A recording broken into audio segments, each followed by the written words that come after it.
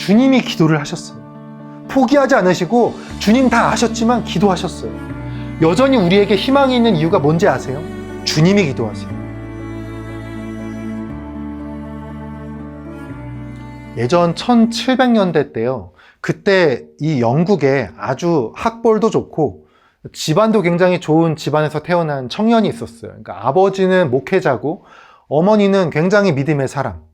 그리고 이 친구 자체도 믿음이 굉장히 좋고 공부도 굉장히 잘해가지고 그러니까 성경도 많이 읽었지만 이 청년이 쓴 글을 보면 굉장히 다양한 분야의 지식들이 녹아져 있는 글들을 많이 남기기도 했습니다. 그 1735년 정도면 미국이 이제 영국에 좀 지배를 받던 시대예요. 그때 이 청년이 이제 믿음이 좋으니까 내가 미국에 있는 인디언들을 한번 이렇게 전도해보고 싶다. 이런 생각을 갖고서 미국의 조지아로 선교를 갑니다. 근데 2년 만에 약간 실패하고 다시 돌아와요. 많이 알고 똑똑하고 정말 자기가 전도에 대한 열정도 있었는데 실패하고 돌아온 거예요. 현실이 달랐던 것이죠. 굉장히 실망했던 것 같아요. 그 청년의 인생에서는 굉장히 큰 실패였던 거죠. 마음이 얼마나 힘들었겠어요. 그 청년은 거기서요, 이성적인 지식을 뛰어넘는 영적인 어떤 그런 것들에 대한 감명을 대신 받았던 것 같아요. 어떤 단순한 지식을 넘어서 내가 하나님의 임재를 체험하고 진실되게 회개하는 것에 대한 중요성을 깨달았어요. 이 친구가 이 조지아에서 쓴 일기를 보면 이런 기록이 있어요. 내가 다른 사람들을 개종시키려고 미국에 갔는데 사실 나 자신이 하나님께 회개하지 못했던 것이다. 그러니까 스스로 많은 것을 이루었다라고 생각하는 사람이 이렇게 어떤 회개를 한다는 거 쉽지 않습니다, 여러분. 특히 사람이요, 자기의 신념, 가치관, 특히 종교적인 어떤 이런 것들을 회심하고 막 깨닫고 바꾸는 게요, 굉장히 어려워요. 사람이라는 게 자기 생각 지키는 거에 특화된 존재들이거든요. 그 조지아 선교에서 실패하고 돌아온 이 청년이요, 어쩌면 나는 주님의 종으로서 쓰임받는 데는 좀 실패한 존재가 아닐까? 나는 실패한 사람이 아닐까? 나는 쓰임받지 못하고 나는 해내지 못한 거 아닐까? 이런 생각이 휩싸였던 것 같아요. 이 청년의 이름이요, 존 웨슬리입니다. 감리교의 창시자죠. 여러분, 감리교가 참고로 세계적으로, 특히 미국에서는요, 침례교랑 같이 양대 산맥교단이에요. 그리고 속칭 웨슬리안이라고 하면 감리교, 순복음, 성결교단, 그리고 교단들이 더 있어요. 웨슬리안 교파를 합치면 엄청나거든요, 숫자가. 존 웨슬리는요, 근데 분명히 조지아 선교에서 실패했던 사람이었습니다. 웨슬리는요, 이 선교의 실패 후에 올더스게이트라는 거리를 이렇게 걷다가 모라비안 교도들의 예배 소리를 듣게 됩니다. 그때 이 교도들이 읽던 루터의 로마서 서문을 읽는 소리를 이렇게 듣게 됩니다. 그리고 꼬꾸라져서 회심하게 돼요. 이거는 마치요, 부활하신 예수님께서 베드로를 만나주신 것과 굉장히 유사한 모습이에요. 조지아 선교 실패하고 어쩌면 웨슬리는 실패라는 자리에 머물러 있었는지 모르겠습니다. 하지만 하나님의 어떤 그에 대한 계획은요, 더 큰 믿음, 더 큰 회개의 자리로 인도하는 거였죠. 그 이끄심을 체험한 웨슬리는요, 오늘날 이렇게 큰 교단의 창시자가 됐던 겁니다. 성경적 관점에서 봐도요, 대표적인 실패 사례를 찾으라면 베드로를 꼽습니다. 근데 베드로는 실제 가장 큰 제자였죠. 베드로를 왜 실패했냐고 하냐면 눈앞에서 주님을 부인했잖아요. 주님은 근데 미리 알고 계셨던 것 같아요. 제자들이 자신을 배신할 것을. 하지만 베드로는 주님의 그 말을 들었을 때 펄쩍 뛰고 이렇게 말합니다. 모두가 주님을 부인하고 저는 아닙니다. 내가 주와 함께 죽을지언정 절대 부인하지 않겠습니다. 눈에 들어오는 구절이 있죠. 모두가 버려도 나는 아닙니다. 여러분, 실패의 시작은요, 나를 너무 믿는 거예요. 내 능력을 너무 믿을 때 실패로 들어가는 겁니다. 근데 제가 하는 말이요, 뭐 세상에서 다 막 무조건 그냥 나는 못해, 나는 아무것도 못할 거야, 이러라는 게 아니고요. 하나님의 말씀 앞에서만큼은 내 실력 높이지 말라는 거예요. 여러분, 뭐든지요, 우리 크리스찬들은요, 자신감 있게 하십시오. 달리기 시합, 공부, 뭐 다 1등할 거 목표로 잡고 열심히 하세요. 회사에서 중요한 발표 있다? 열심히 준비하셔가지고 누구보다 자신감 있게 하십시오.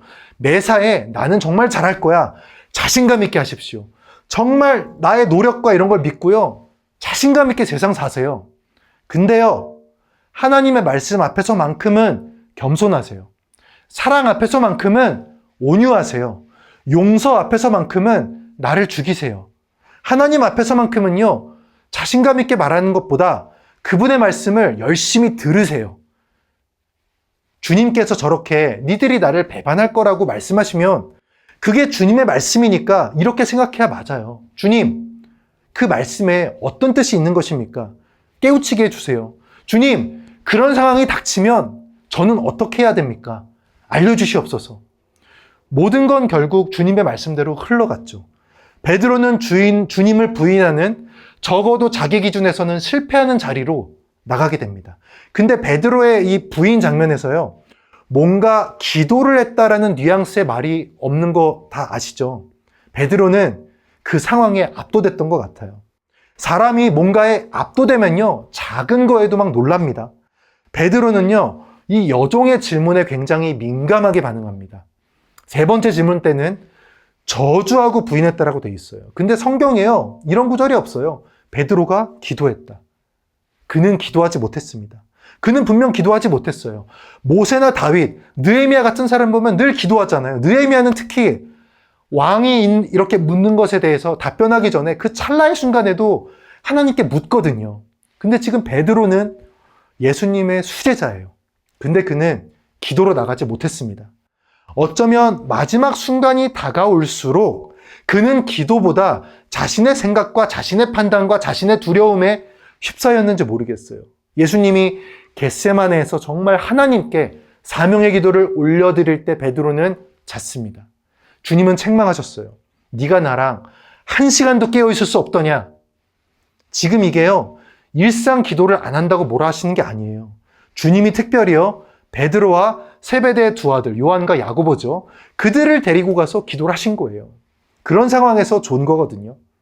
기도가 삶의 일부로, 삶의 어떤 하나, 삶과 동화되어서 작용하지 못했다는 거예요. 또 말씀하세요. 시험에 빠지지 않도록 기도해라. 그리고 주님 와서 보니까 또 자고 있어요.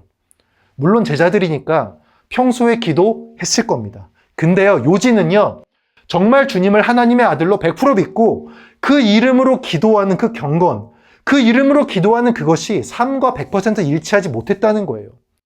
주님이 가장 결정적인 기도를 들으실 때요, 잤어요. 그리고 정작 자기에게 가장 중요한 결정적인 순간이 왔을 때 기도하지 못했어요. 기도가 삶의 일부가 아니니까 그 삶의 위협이 다가왔을 때 기도하지 못하는 거예요. 나는 총도 있고 대포도 있고 갑옷도 있고 무기도 있어요. 근데 그거 안 써봐가지고 그게 내 삶의 이렇게 일부처럼 작용하지 못해서 몽둥이 든 사람 몇 명 오면 무서워서 도망간 거예요. 그래서 여종의 질문에 두려워서 베드로가 벌벌 떤 겁니다. 물론 두려울 수 있죠. 하지만 지금 이게요, 왕이나 판사에게 끌려가서 신문 받는 게 아니에요. 불 쬐고 앉아있다가 증거 능력 없는 여종이 와서 저 사람 예수님 갈릴리 사람하고 같이 다녔던 사람 같은데요, 내 실력으로 응대하면요, 그 여종의 질문에도 두려운 거예요. 근데 기도 자체이신 예수님은요, 권력자의 밤샘 신문과 십자가 고통 가운데서도 흔들리지 않으세요. 그게 기도의 힘이에요. 기도로 하나님을 계속 만난 사람은요, 하나님을 만나니까 문제와 두려움이 두려움으로 느껴지지가 않아요. 근데 기도를 하지 않으면요, 여종의 질문도 너무 크게 느껴져요. 여러분, 코끼리 새끼가 사자를 두려워하지 않는 건요, 사자보다 더 큰 엄마 아빠가 나와 함께 있음을 알기 때문이죠. 근데 그걸 어떻게 알죠? 엄마 아빠랑 소통을 하니까 알죠. 우리가 하나님과 어떻게 소통하죠? 가장 확실한 방법은 기도예요. 기도로 하나님을 만나야지만 무너지지 않는 거예요.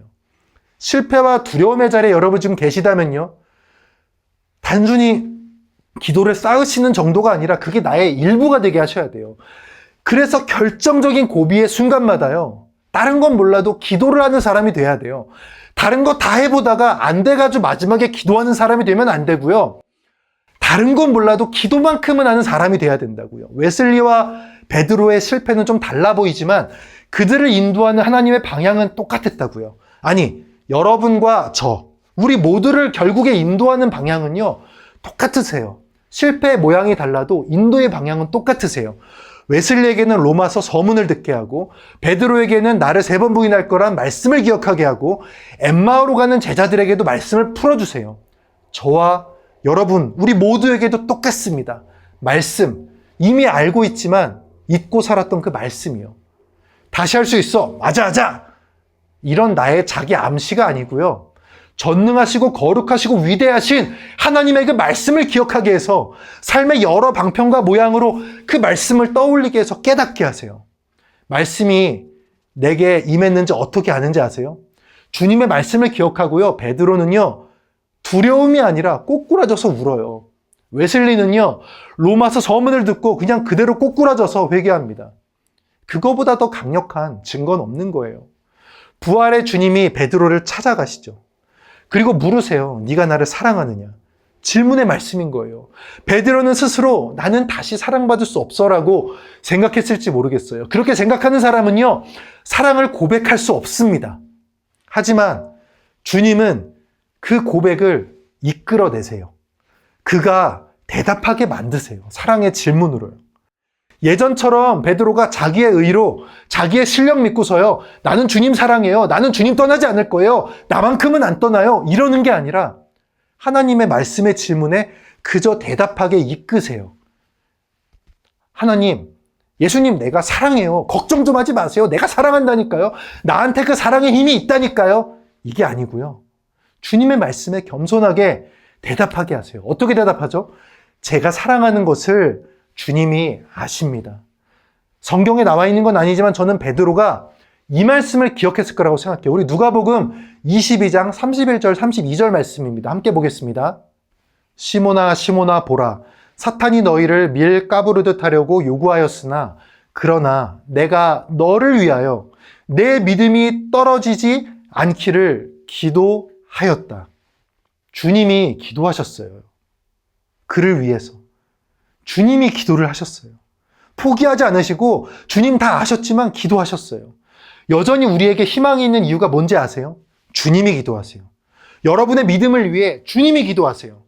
성령이요, 말할 수 없는 탄식으로 우리를 위해 친히 간구하세요. 누군가 널 위하여, 누군가 기도하네. 여러분, 가족이 없는 분 계시죠? 가족이 있어도 지금 혼자 계신 분도 계시죠?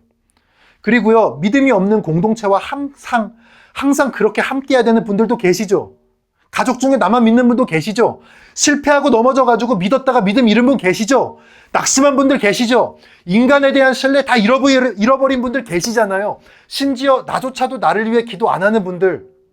그래서 누구도 나를 위해서 기도할 수 없다, 기도하지 않는다라고 낭망한 분들 계시죠? 다 포기할래. 다 포기할래. 이런 분들 계시죠? 근데요, 무조건 어떤 한 분이 여러분을 위해 기도하신다니까요. 그분은요, 가장 크고 가장 위대하시며 우리의 구원자 되시는 예수님이에요. 그분의 영이 우리를 위해 친히 간구하신다고요. 믿음을 위해 기도하신다고요. 실패 자리에 있으신가요? 두려움의 자리에 있으신가요? 주님의 뜻은요, 그 자리에 머무르는 것이 아니라 고백의 자리, 믿음의 자리로 나아가게 만드시는 거예요.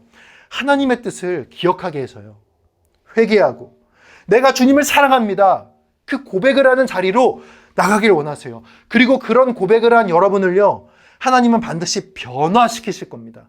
결정적인 순간에 기도하지 못하고 영혼에 잠이 들던 우리들을요, 이렇게 변화시킬 거예요. 자, 사도행전 1장 14절, 오로지 기도에 힘쓰더라. 사도행전 2장 4절, 그들이 다 성령의 충만함을 받고, 사도행전 4장 8절, 이에 베드로가 성령이 충만하여 이르되 백성의 관리들아, 장로들아.